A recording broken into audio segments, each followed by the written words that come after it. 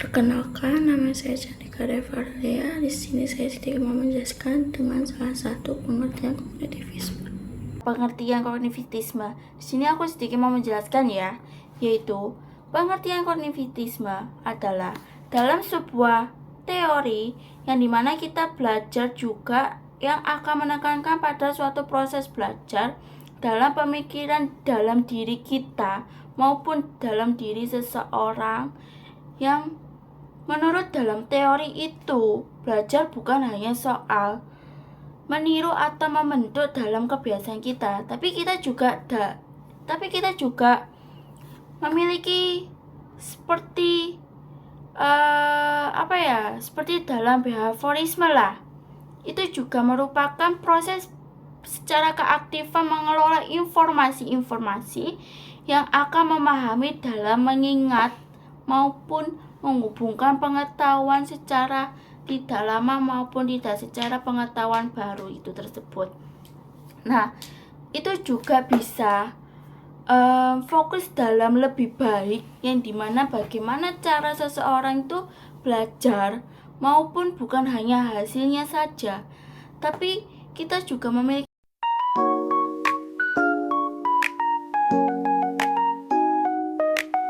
itu dalam tujuan bagi peserta didik.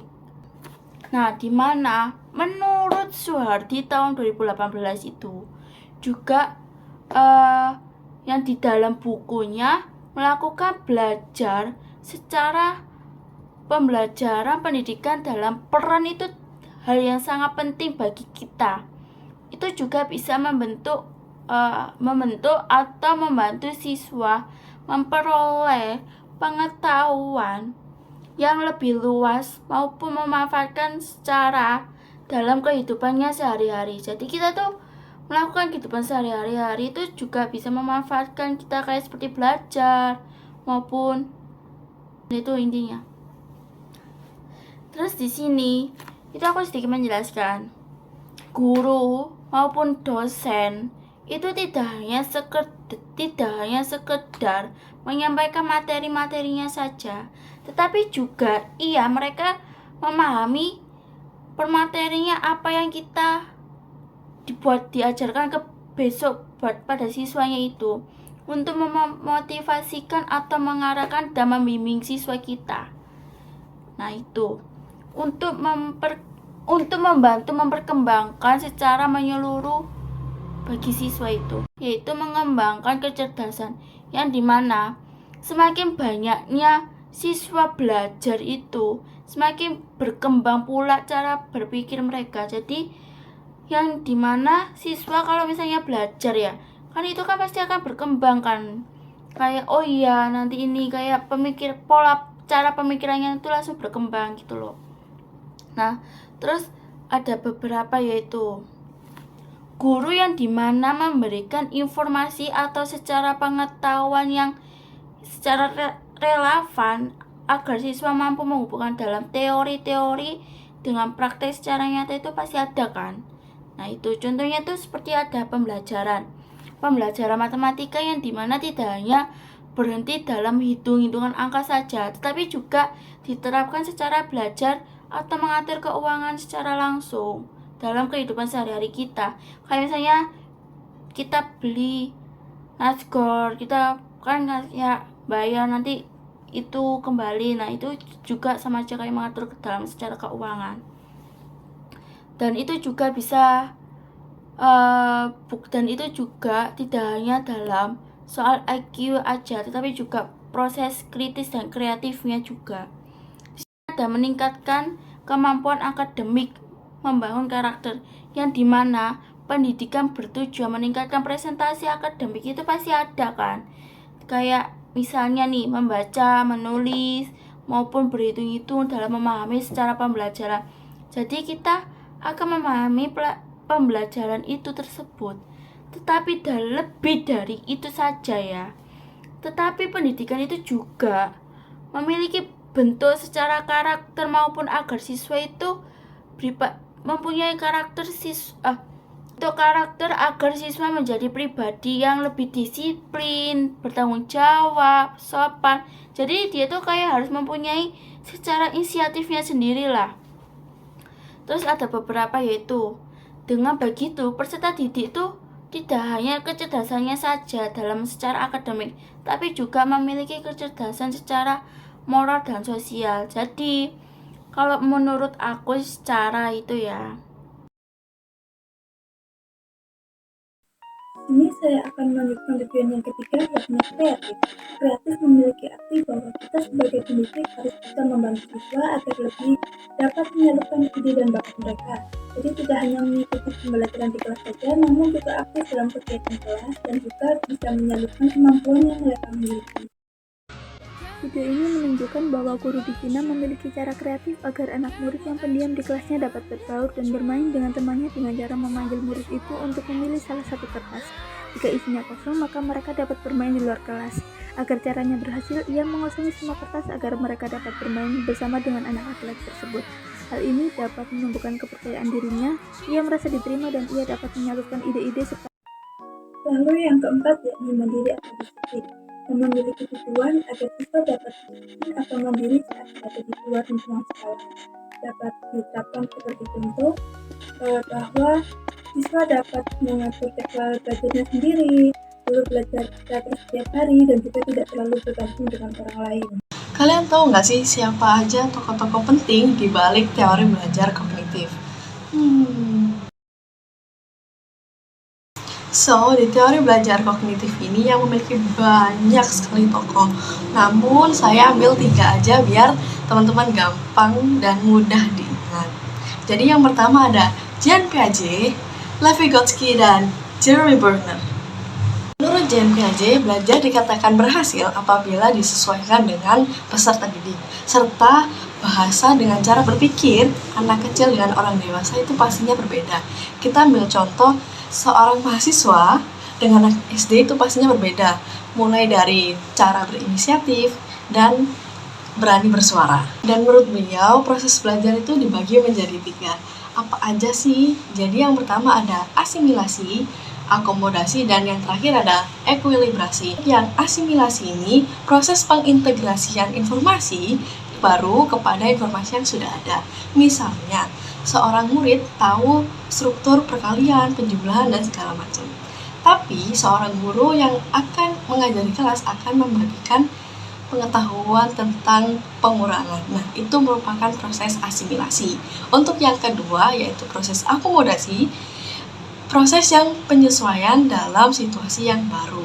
Misalnya, seorang murid tahu nih struktur perkalian, pengurangan, dan segala macam. Nah, nanti seorang guru nanti akan memberikan soal terkait itu.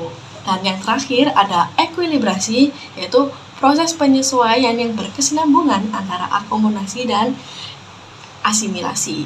Yaitu dia membantu peserta didik mengelola informasi secara logis dan baik. Dengan adanya ekuilibrasi ini, seorang peserta didik akan belajar secara lancar dan teratur dan tidak tersendat-sendat. Yang kedua, menurut Lev Vygotsky, di mana beliau menekankan pentingnya interaksi sosial dan bantuan orang lain dalam proses belajar dan perkembangan anak. Yang ketiga, yang menurut Jeremy Bernard, jadi perkembangan kognitif seseorang itu dipengaruhi oleh faktor lingkungan kebudayaannya. Serta untuk mengajarkan sesuatu itu tidak perlu timing yang pas atau tahap-tahap tertentu. Kita ambil contoh belajar attitude atau belajar etika, dan itu kita harus belajar dari sejak kecil. Karena kalian gak mau kan kalau misalnya diucap atau dikatain kalian gak punya attitude, kalian gak punya adab, pasti kalian sakit hati. Oleh karena itu kita harus memberikan atau memberi pemahaman kepada anak-anak dari usia sejak dini, sejak kecil. Jadi biar mereka itu tahu dan tidak menormalisasi namanya juga anak kecil. Dan menurut beliau, tahap perkembangan kognitif itu menjadi 3, yaitu ada enaktif, terus ada iconic, dan yang terakhir ada simbolik. Untuk yang enaktif ini yaitu sebuah kegiatan lingkungan yang mengenali dan menganalisis lingkungan dengan cara observasi. Contohnya jika diterapkan di kehidupan itu seorang anak bayi atau seorang anak yang lanjut usia sedang belajar sensor motorik bersama ibunya. Jadi sensor motorik ini bisa berupa seorang ibu mengasih kacang atau yang berbentuk bisa disentuh, dan itu termasuk enaktif. Untuk yang kedua ada iconic, yaitu siswa dapat melihat dunia melalui gambar-gambar dan visualisasi verbal.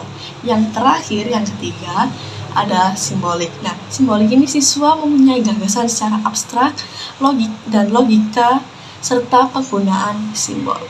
Ini saya akan menyebutkan 3 poin dari penerapan teori kognitivisme dalam kegiatan pembelajaran. Ada apa saja sih? Yuk ikutin terus. Di sini saya akan menyebutkan untuk poin yang pertama, ini penataan itu. Nah, bisa dikatakan bahwa belajar itu seperti menata puzzle. Nah, kenapa sih kok bisa dikatakan seperti menata puzzle? Nah, jadi saat kita menata puzzle kan kita harus mengumpulkan keping demi keping agar bisa menyatu menjadi gambar yang sempurna. Sama seperti belajar, kita harus mengumpulkan informasi demi informasi lalu diurutkan agar kita dapat memahami dan menjadi ilmu yang sempurna. Dengan contoh, saat kelas sejarah kita harus menulis nama, menulis peristiwa, dan juga menulis nama-nama tokoh secara urut agar dapat lebih mudah dipahami dan lebih mudah diingat.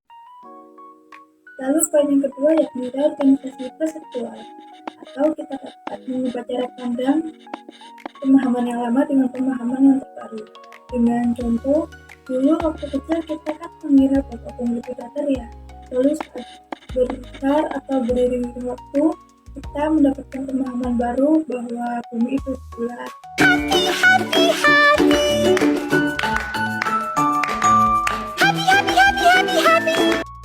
Jadi kita dapat mengubah cara pandang yang lama menjadi pemahaman yang baru kita miliki. Saya akan menjelaskan untuk poin yang ketiga atau yang terakhir, yakni proses internal. Bisa dikatakan bahwa belajar juga membutuhkan proses dalam pikiran seperti mengingat, memahami, dan juga mencari solusi. Dengan contoh, saat kita di kelas matematika, kita harus mengingat rumus-rumusnya, kita harus memahami soalnya, dan juga kita harus mencari solusi atau jawaban dari soal tersebut. Saya akan menjelaskan tentang peran guru. Jadi dalam teori kognitivisme, guru berperan sebagai pembimbing anak didik mereka agar dapat mengikuti pembelajaran dengan baik atau memahami pembelajaran dengan baik dengan cara memberi arahan, memberi contoh, dan juga memberi pertanyaan. Hal itu dilakukan agar proses pembelajaran siswa dapat lebih terarah. Di sini kita ada contoh studi kasus di SD Negeri 2 Banyuni, di mana mereka menetapkan perspektif teori kognitif dengan sistem PBM. Apa sih itu PBM? Yaitu PBM adalah pembelajaran berbasis masalah, di mana seorang murid akan dituntut berpikir secara kritis dan menyelesaikan sebuah masalah.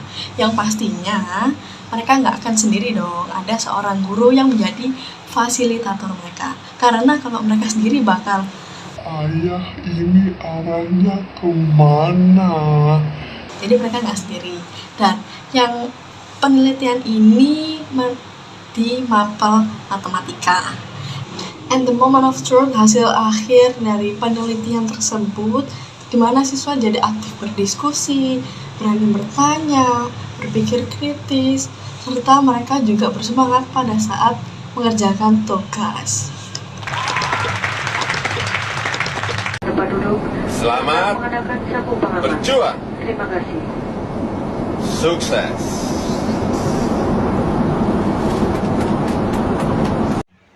Tidak hanya materi-materi yang dijelaskan oleh teman saya, selanjutnya di sini saya akan menjelaskan kelebihan dan kekurangan teori belajar kognitif.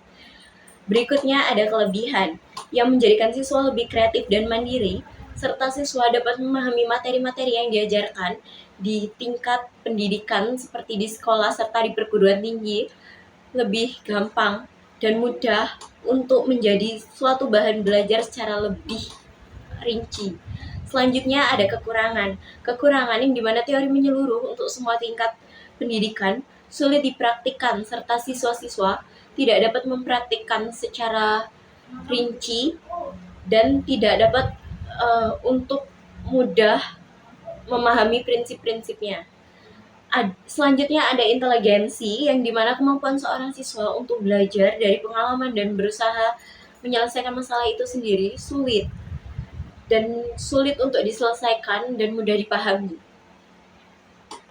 Kesimpulan yang kita dapat adalah teori kognitivisme adalah salah satu program yang berfokus pada mental serta cara berpikir individu itu tersebut, yang dimana dianggap belajar adalah proses aktif untuk membangun pemahaman suatu individu itu sendiri dan bukan hanya sekedar penyerapan melalui informasi-informasi yang didapat individu itu sendiri. Sekian, terima kasih.